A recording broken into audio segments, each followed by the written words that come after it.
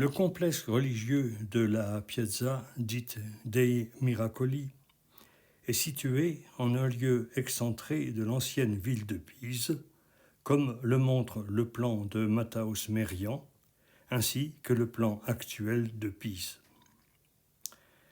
Cette particularité peut s'expliquer par le fait qu'à la fin de l'Empire romain, la topographie de la ville romaine de Pise était très différente de celle dessinée par Matthäus Merian. Comme le montre la reconstitution du plan de la cité romaine de Pise à l'extrême fin de l'Empire romain, l'emplacement de la Piazza dei Miracoli actuelle était situé à l'écart de la ville, en bordure d'une lagune servant encore à l'époque de port fluvial. Elle devait comporter une église et un cimetière. La carte de reconstitution de Pise au XIe siècle montre que la superficie de la cité s'était considérablement réduite, qu'elle était désormais entourée d'un rempart et que s'était créé un faubourg au sud de l'Arno. Sur ce plan, on retrouve l'emplacement de l'église en bordure de la lagune. C'est sur cet emplacement excentré que fut décidé en 1063 de créer une nouvelle cathédrale en utilisant une partie du butin conquis lors de la destruction d'une flotte arabe ancrée dans le port de Palerme. Cette construction était donc située hors des murs de la ville, signe que Pise ne craignait plus d'attaque tant sa flotte était puissante. C'est ensuite que l'extension de la cité fit que la Piazza dei Miracoli fut incluse dans le rempart construit en 1155 à l'époque de la grande prospérité de la ville. Cette partie du rempart est encore bien conservée. À cet endroit se trouvent deux portes d'accès à la place, la porte des Lions et la porte neuve reconstruite à l'époque de Cosme de Médicis, après que Florence ait pris le contrôle de Pise. Une gravure, datant du XVIIIe siècle, montre en un seul coup d'œil les trois édifices que comporte la place: le baptistère, la cathédrale assortie de son campanile et le cimetière du Campo Santo. En un seul lieu est ainsi résumée toute une vie chrétienne. Le baptême est l'entrée parmi le peuple de Dieu, l'Église où s'apprennent les voies du salut et la sépulture dans l'attente du jugement dernier. En ce qui concerne la cathédrale dédiée à l'Assomption de la Vierge Marie, la construction s'étagea de 1063 à 1180. Elle fut le fait de deux architectes, Buscetto et Rainaldi. La tombe du premier est enchâssée dans la façade principale de la cathédrale. Quant au second, il est mentionné dans une inscription située à droite du portail central. Buscetto œuvra à la construction de la cathédrale de 1063 jusqu'à probablement la fin du siècle. Ce fut lui qui détermina l'aspect stylistique de la cathédrale en associant harmonieusement différentes composantes architecturales. On peut ainsi observer les influences paléochrétiennes, romano-lombardes, byzantines et islamiques. Cette association de styles reflétait à la fois la personnalité de l'architecte et peut-être son origine grecque, mais aussi le fait que grâce à leur horizon maritime, les Pisans étaient à même d'apprécier les différents styles architecturaux qu'ils rencontraient au cours des voyages de leur flotte. Lorsque Rainaldi reprit le chantier, le chœur et l'abside étaient achevés. Rainaldi poursuivit l'œuvre de son prédécesseur dans le respect du style que celui-ci avait conçu. Néanmoins, il en modifia le plan d'ensemble en rajoutant 3 travées à l'ouest, créant ainsi un plan en forme de croix latine au lieu du plan primitif en forme de croix grecque. Il conçut aussi la façade et agrandit le transept. En 1595, la cathédrale fut ravagée par le feu, ce qui nécessitera de nombreuses réparations que j'évoquerai lors de ma description de l'édifice. Le plan de l'église est du type basilical, comportant une nef centrale, cantonnée de part et d'autre d'un très large bas-côté, séparé en 2 par une colonnade intermédiaire. Il en est de même au niveau du chœur. Par contre, les transepts ne sont flanqués que d'un bas-côté plus étroit, ne nécessitant pas de colonnade intermédiaire. Le chœur ainsi que les transepts sont terminés par une abside demi-circulaire. Pour moi, d'une manière générale, la partie la plus significative d'une église est sa structure intérieure, puisque c'est celle-ci qui encadre les fidèles dans leur quête vers Dieu et conceptualise les aspirations de ses commanditaires. En élévation, on observe la même structure spatiale dans toute l'église, avec, de bas en haut, une colonnade imitée des édifices paléochrétiens, faite de colonnes monolithiques à chapiteaux corinthiens, sans doute de remploi. Au-dessus se trouve un triforium, imité de l'art roman du nord de l'Europe. Il comporte des arcades géminées formant galeries. Le triforium est surmonté par un mur ne comportant, comme élément décoratif, que des bandes noires horizontales s'intercalant entre les marbres blancs. La partie supérieure de ce mur comporte les fenêtres cintrées éclairant la nef. La nef centrale, ainsi que le chœur et les transepts, sont couverts d'un plafond à caissons reconstruit après l'incendie de 1595. Il porte les armes des Médicis, composées de 5 boules rouges et une bleue. La coupole fut également reconstruite après l'incendie de 1595. L'intérieur fut peint au XVIIe siècle. Les 4 évangélistes sont figurés sur les écoinçons, tandis que le dôme figure l'Assomption de la Vierge. Au niveau des bas-côtés de la nef et du chœur, la colonnade centrale est formée de colonnes monolithiques semblables à celles de la nef. Par contre, les arcades, surhaussées, sont empruntées à l'art byzantin.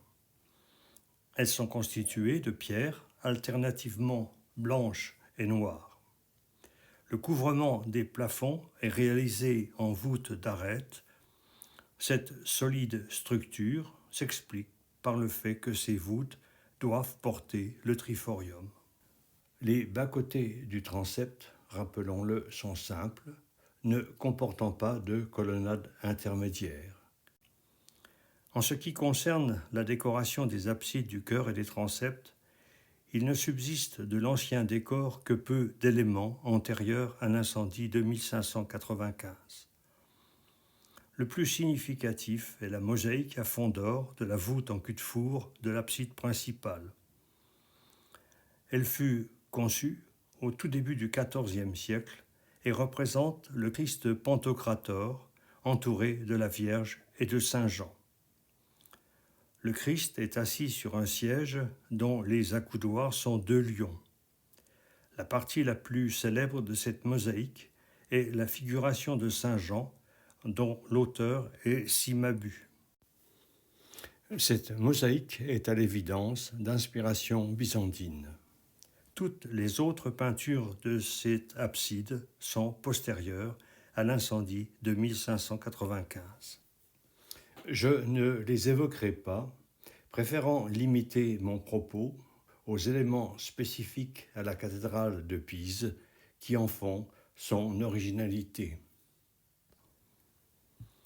Les deux absides des transepts sont dédiées au Saint-Sacrement au nord et à Saint Rainieri, le patron de la ville de Pise, au sud.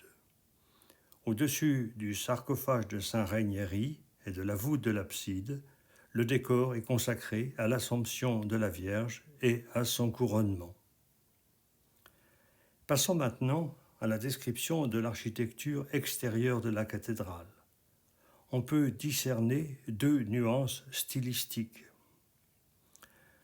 La première concerne la façade latérale de la nef, des transepts et du chœur. Leurs parois sont construites à l'époque du premier architecte Buscetto. On peut penser que les murs furent construits en briques et furent recouverts d'un parement de marbre blanc avec intercalation horizontale de lignes de marbre gris. Pour les trois dernières travées de la nef, conçues par Rinaldi, le même style fut employé. Le décrochement des lignes de marbre noir permet de différencier assez facilement les deux phases de construction. Ces façades comportent 3 étages. Les 2 étages inférieurs correspondent au bas-côté surmonté du triforium. L'étage supérieur est celui des fenêtres hautes de la nef. Au niveau inférieur, le décor comporte une rangée d'arcades portées par des lésènes. Sous ces arcades alternent des losanges décoratifs et les fenêtres du bas-côté. Au second niveau, les lésènes, portées par une architrave, délimitent une succession de losanges, de fenêtres et de cercles, ces fenêtres étant ceux du triforium. Enfin, à l'étage supérieur, des fenêtres de la nef, le décor comporte des arcades portées par des colonnes en légère avancée par rapport au mur. L'ensemble de ce décor est nettement d'inspiration romano-lombarde. Par contre, le dôme de forme ovoïde est imité de ceux des mosquées musulmanes. La façade ouest est l'œuvre de Rinaldi. Le trait de génie de cet architecte fut d'avoir su tirer parti des décrochements du toit pour créer une façade de style unitaire. Celle-ci comporte 5 niveaux. Le premier niveau est semblable à celui des façades latérales, avec rangées d'arcades portées par des colonnes engagées, alternativement décorées de losanges et comportant les 3 portes habituelles. Au-dessus, au même niveau que l'étage du triforium, une rangée d'arcades en avancée est portée par des colonnettes largement détachées des murs. Le troisième niveau masque le toit couvrant le triforium. Il est en forme de trapèze et associe des arcades au centre et des colonnes portées par un architrave oblique. Au-dessus encore, un étage d'arcade correspond au niveau des hautes fenêtres de la nef. Enfin, la forme triangulaire du toit de la nef est également masquée par un étage d'arcade aux colonnes de plus en plus petites vers les angles. La façade ouest de la cathédrale, au premier abord, ne semble dévoiler que son uniformité. Pourtant, il suffit de visualiser la profusion de motifs qui la décorent pour constater son étonnante diversité. En voici quelques exemples. Cette photo des arcades du deuxième niveau est révélatrice du décor des 4 niveaux supérieurs. La partie surmontant les arcades est ornée d'une marqueterie géométrique de pierres colorées qui rappelle les ornements muraux des palais musulmans. Les tors des arcades forment des guirlandes ciselées, terminés par des têtes humaines ou animales. De même, les chapiteaux associent des feuilles d'acanthe et des têtes humaines. C'est cependant au niveau inférieur, au contact direct des fidèles, que l'on trouve les décors les plus significatifs.